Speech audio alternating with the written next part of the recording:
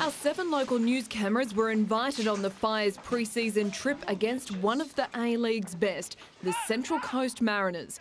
The Fire were forced to switch from their usual attacking flair and sharpen up their defence. Keeper Anthony Hall was put straight to work.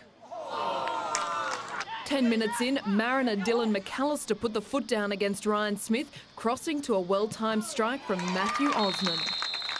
Central Coast up 1-0. Andrew Clark launched a long-range bomb, intercepted by Hall. Scott Rocker, Brian Gilfillan and Richie Davidson all got in the Mariners' way. The Fire held the Asian Champions League-bound Mariners to just 1 goal by the half-time break. You've passed the first half. Well done, everyone. Everyone got a pass mark. Can we pass the second half? Don't quit. Heads don't go down. They brought a whole new side out in the second half, so we had to work hard. The Mariners continued to pepper Fire keeper Hall, but he was finally granted help from above. Not God, but the crossbar. Not once, but twice. Minutes later, the Mariners rammed home their second into the net. Enter Jai Cross, whose dogged defence swung it for Luke Ricketts' header. The final score 2-1. It was a good hit for us, played in the right spirits, and you know, the Sunshine Coast, they had the chance near the end there and took it. They showed us a lot of respect, and I think we showed them a lot of respect. We'll have more from the road trip tomorrow night.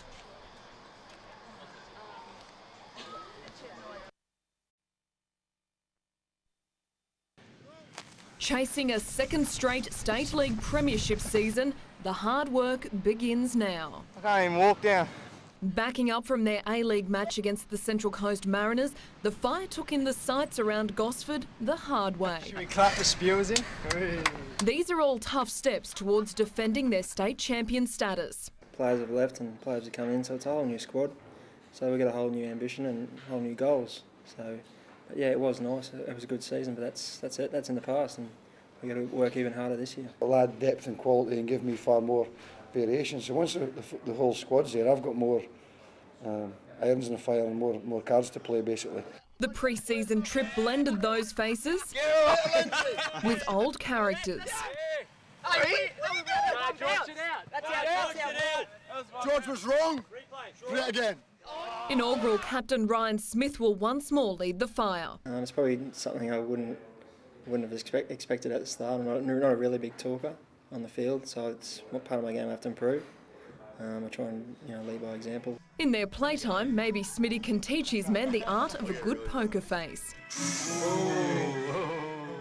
What does A mean? The Fire play again tonight against local Premiers Wanderers. I'd like the local league to support Sunshine Coast Fire, and hopefully we can strike up a good relationship. We've played Caloundra, we've played Wilmby. Kick-off at Budrum at 7 p.m.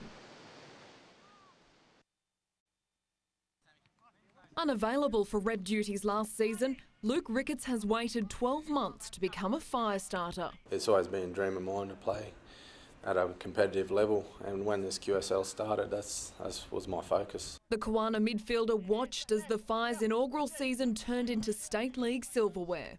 It would have been easier from the start, obviously, but I mean, I've played with a lot of these guys before, and it's always hard to join a team, especially a winning team, and so successful team from last year.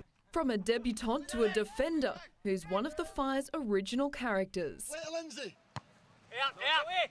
On the line! Lindsay Henderson has played in England, Holland and Newcastle, but the Fire finally feels like home. Everywhere I've played, the team bonding is definitely the strongest thing about this club. Henderson knows the Fire are marked men.